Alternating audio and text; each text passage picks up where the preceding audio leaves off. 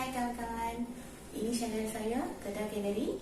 Sebelum saya masuk ke video saya, please subscribe and press bell button di sebelahnya. Okay, hari ini saya nak share some health knowledge dengan you all. Okay, saya nak share knowledge yang saya experience sendiri dan dia betul-betul workout.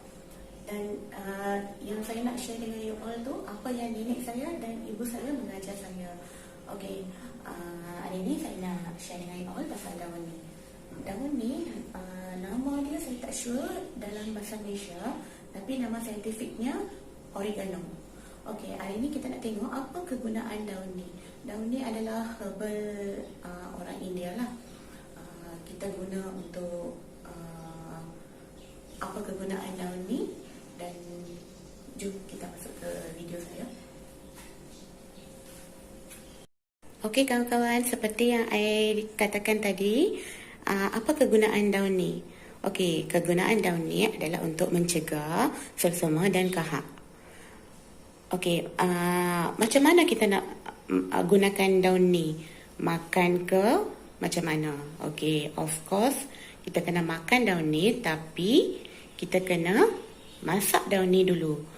Okey, sekarang I tunjuk cara masak daun ni. Okey, untuk menu kita just perlukan 4 atau 5 helai daun yang telah dicuci dengan bersih dan 5 gelas air. Okey, sekarang jom kita tengok macam mana nak masak daun ni. Okey, sekarang saya tunjuk cara masaknya. Okey, letak satu periuk sebesar ni atas stov kita. Masukkan 5 gelas air, 5 cawan lah. I guna cawan ni lah, cawan besar ni.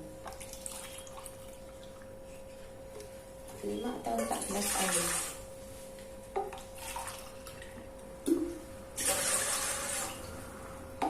So kita letak low flame dan kita masukkan daun yang kita cuci dengan bersih tadi.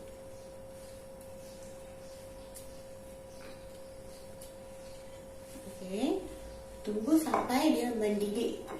Bagi dia mendidih lama sikit lah, dalam 5 minit macam tu, supaya rasa di dalam daun tu turun mix dengan air yang mendidih tu. Ni kawan-kawan, air kita telah start mendidih. Okey, bagi dia mendidih dalam 5 minit. Okey, ni dah pun saya biar dia mendidih 5 minit. Okey, nampak dah air tu dah berubah warna. Okey, rasa dalam daun tu sudah pun turun kepada air tersebut. Okey, sekarang kita boleh off stove kita. Okey, kita tunggu dia jadi suam sikit lah. Ni kawan-kawan, air kita dah jadi suam. Saya dah transfer ke gelas transparent supaya clarity dia nampak dengan jelas. Okey, kawan-kawan, nampak kan warna air tersebut? Inilah konsistensi sebenar dia dan sukatan dia. So kita tak boleh minum lagi pekat daripada ni sebab ini adalah air herbal. So ini sahaja konsistensi dia. Hai kawan-kawan, itu sahaja untuk hari ini. Sebelum saya menghabiskan video saya nak terang sedikit pasal air herbal ni. Okey, air herbal ni kawan-kawan kena minum 1 hari 2 kali, pagi dan malam, untuk mencegah kahak dan sesemak.